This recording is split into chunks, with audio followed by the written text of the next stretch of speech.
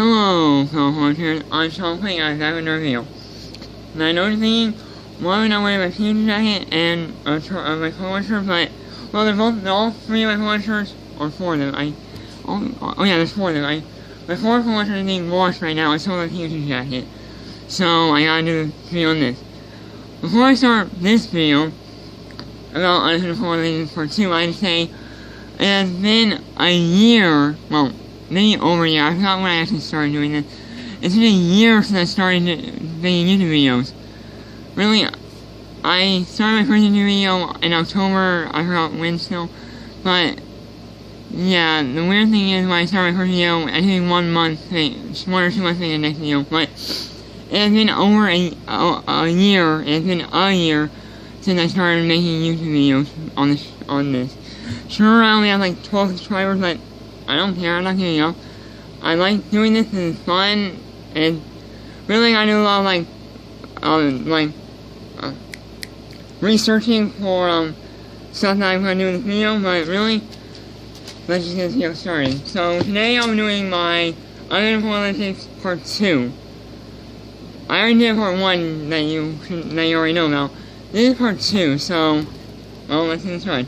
Okay, the first one for Part 2 is Carvana, Torpedo, and Garchomp. Somehow we're in an evolutionary line. Now, some say that Carvana, Garchomp, and Torpedo were part of this line because of how they look, but Garchomp more is land shark and Torpedo is a sea shark.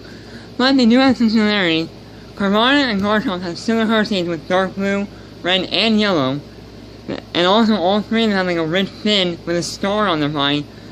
And really, it is actually pretty possible. But really, some of it kind of like cuts off because like, well, the land shark and the sea shark thing. But it could be possible that they have like a distant relationship or were part of an evolutionary line. But it kind of goes away since Garchomp and Torpedo both got an evolution. So yeah, that was actually the shortest video. Number 2. Is the ore inside of a cloister actually a ghastly? Some people say that it is, and the most uncanny part about it is that they're right next to each other in the Pokédex, with cloister being number 91 and gas being number 92. It kind of makes sense, but there's no other evidence to back this theory up, but it's a pretty cool theory to speculate. Okay, number 3.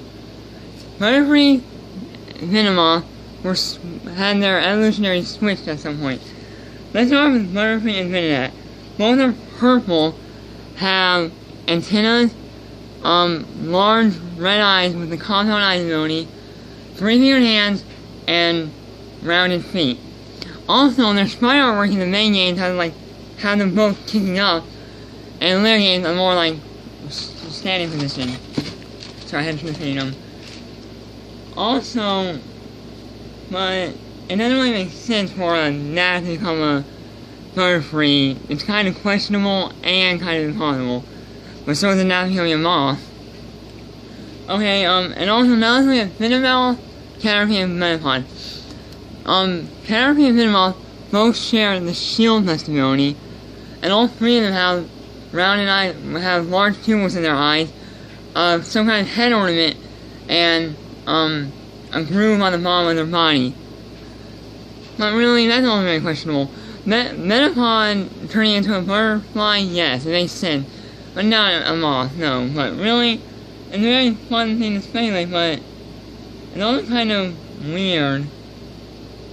And also, early Kid Sugimori artwork for Venomoth had like 3 yellow things on its wings, just like Caterpie's yellow rings on the body.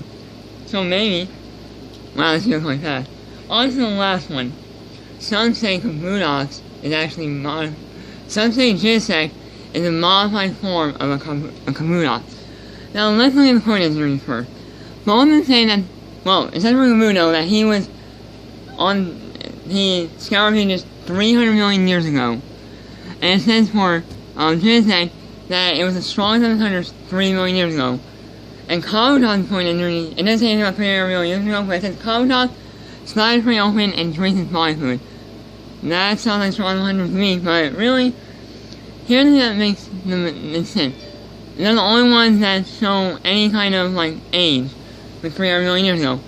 The only one that show an age are Lily, Kratos, I think, and I'm trying to remember, I can't remember the other one. But they all say 100 million years ago. The only ones that were 300 million years ago are Kabuto and Genesis. The only one I said in the point is agree. And Genesis was modified with Team Plasma, so maybe Kabuto was modified into Genesis.